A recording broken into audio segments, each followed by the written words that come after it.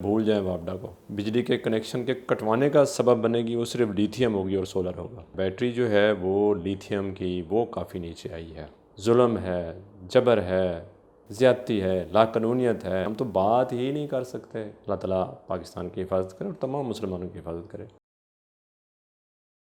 اعوذ باللہ من الشیطان الرجیم، بسم اللہ الرحمن الرحیم۔ ناظرین السلام علیکم ورحمۃ اللہ وبرکاتہ۔ میں Riaz Khosa, Maestro solar system defence road Lahore آپ سے مخاطب ہوں۔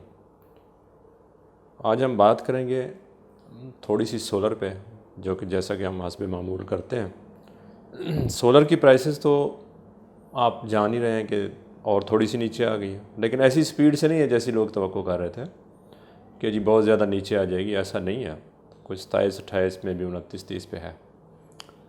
تو اس کے علاوہ جو ہے وہ بیٹری کا ہے، بیٹری جو ہے وہ لیتھیم کی وہ کافی نیچے آئی ہے۔ اس کا میں آپ کو بتا سکتا ہوں کہ جو بیٹری فرض کریں 3.5 لاکھ کی تھی، اب وہ 3 لاکھ پہ آئی ہوئی ہے۔ اسی طرح جو 4 لاکھ کی تھی وہ 3.5 یا 3 پہ آ گئی ہے۔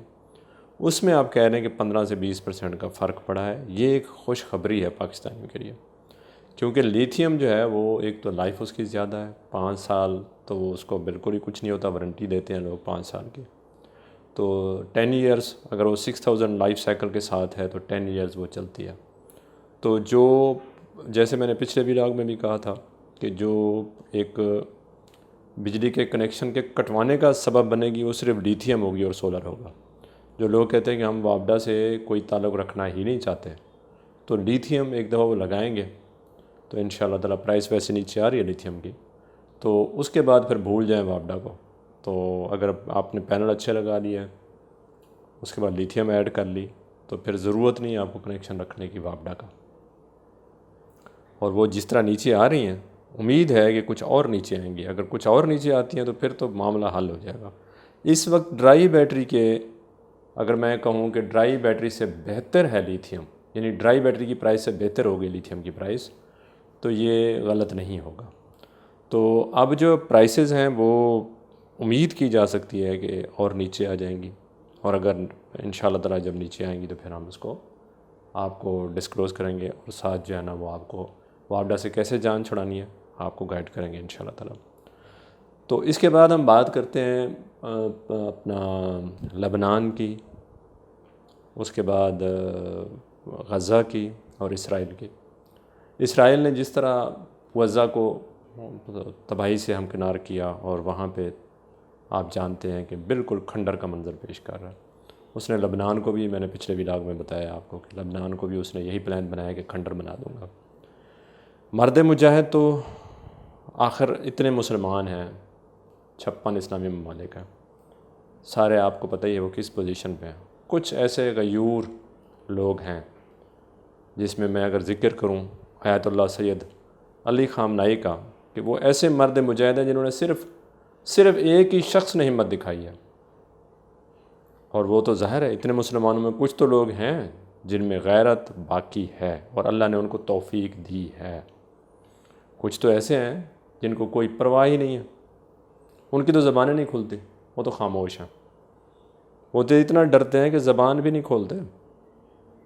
ہمارے بچے شہید ہو جائیں، ہمارے جو ہے وہ عمارتیں نہ بچیں، کھنڈر بن جائیں، ہماری خواتین شہید ہو جائیں، ہمارے معصوم انسان شہید ہو جائیں، ان کو کوئی فرق نہیں پڑتا، جوں بھی نہیں رکھتی ان کے کانوں پہ۔ آج تک انہوں نے کچھ بولا ہی نہیں۔ آپ جانتے ہی ہیں وہ کون مسلمان ہیں، اور وہ کچھ مسلمان ایسے ہیں جو نہ صرف جواب دے رہے ہیں، جنگ کے میدان میں جواب دے رہے ہیں، بلکہ زبان سے بھی جواب دے رہے ہیں۔ ایک آخری درجہ جو رسول اللہ صلی اللہ علیہ وسلم نے کہا تھا کہ جہاد کا ہوگا، جو دل سے جہاد کرے گا، زبان سے جہاد کرے گا کہ جی یہ برائی ہو رہی ہے، ظلم ہو رہا ہے، ظلم کے خلاف۔ ہم تو شاید ان میں بھی نہ ہوں۔ کتنے مسلمان ہم نے تو ایٹم بم پتہ نہیں کہاں لے کے جانا ہے، ہم نے پتہ نہیں کیوں سنبھال کے رکھا ہوا ہے۔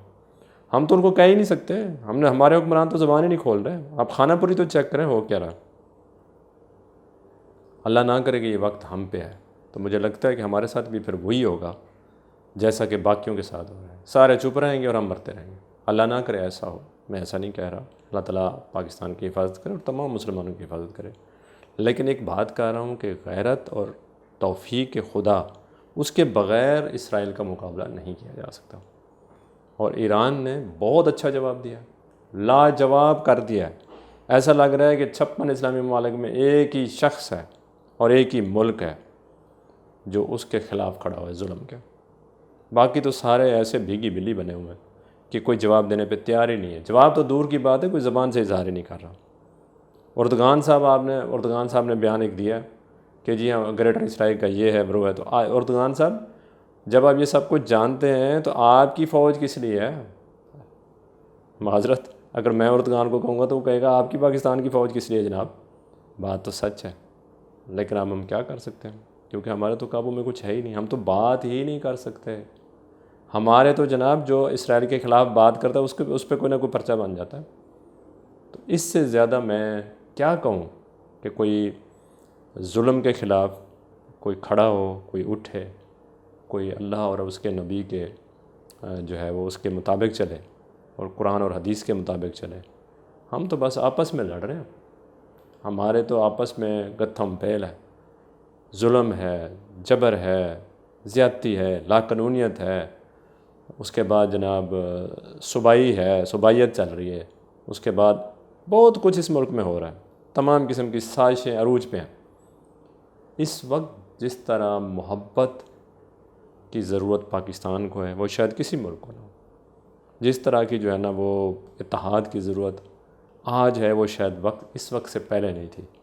ایک تو مسلمانوں میں اتحاد نہیں، اور ہم اپنا پاکستانیوں میں تو اتحاد بالکل ختم ہو چکا ہے۔ ہم تو بات ہی اچھا چل اتحاد بھی نہیں ہے اور قوت برداشت بھی جواب دے چکی ہے۔ فرسٹریشن اتنی زیادہ ہے پبلک میں، اتنی زیادہ ہے کہ آپ لڑنے مرنے پہ چھوٹی سی بات پہ لوگ تیار ہو جاتے ہیں۔ کتنی ہم ڈیلی خبریں پڑھتے ہیں کہ بچوں کی لڑائی ہوئی ہے تو پتہ چلا ہے کہ پورے کے پورے خاندان فائرنگ سے ہلاک ہو گئے۔ تو اتنی زیادہ فرسٹریشن ہے، بھائی بھائی کو مات۔ تو اس وقت پاکستان کو ایک محبت اور چاہت اور آپس میں جو بھائی چارہ ہے اس کی بہت زیادہ ضرورت ہے۔ تو میں اس وقت تک آپ سے اجازت چاہوں گا، اپنے کومنٹس میں اپنی رائے کا ضرور اظہار کیجیے گا۔ انشاءاللہ تعالیٰ اگلے ولاگ میں آپ سے دوبارہ ملاقات ہوتی ہے۔ السلام علیکم ورحمۃ اللہ وبرکاتہ۔